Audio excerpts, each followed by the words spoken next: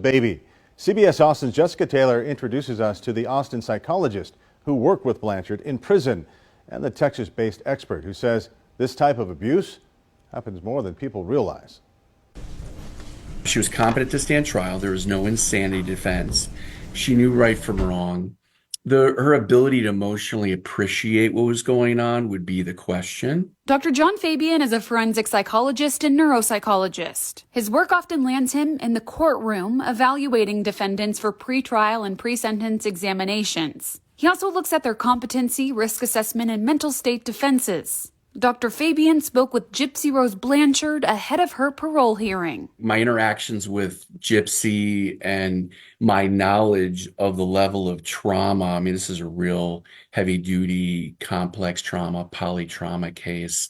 The intensity, the chronicity of it, and it was constant. Really, I feel that she sounds better than I would expect. Gypsy Rose was medically abused by her mother. The case is the most famous example of Munchausen syndrome by proxy, also called factitious disorder imposed on another, or medical child abuse. They may lie about them, alter tests, contaminate urine samples, falsify medical records, or even, induce symptoms through abuse, poisoning, suffocating, starving. Most cases may have elements of it, but this is a full-blooded case. It's as severe as it can be. Detective Mike Weber says it may not be as rare as you think. He works with the Tarrant County Sheriff's Office in North Texas and is an expert in the investigation of medical child abuse. He says there is no mandated training for this type of abuse required by the Texas Department of Family and Protective Services, pediatricians, or police.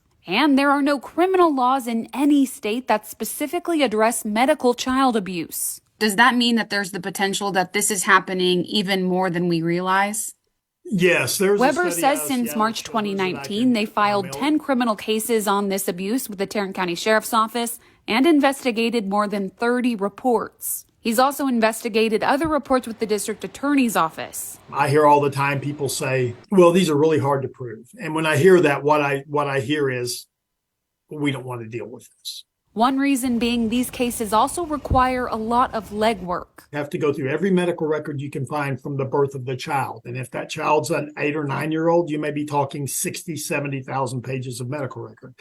And you have to compare every medical history to every other medical history that the caregiver is giving to show that pattern of deception. Weber has been trying to pass bills in the legislature that would make it a crime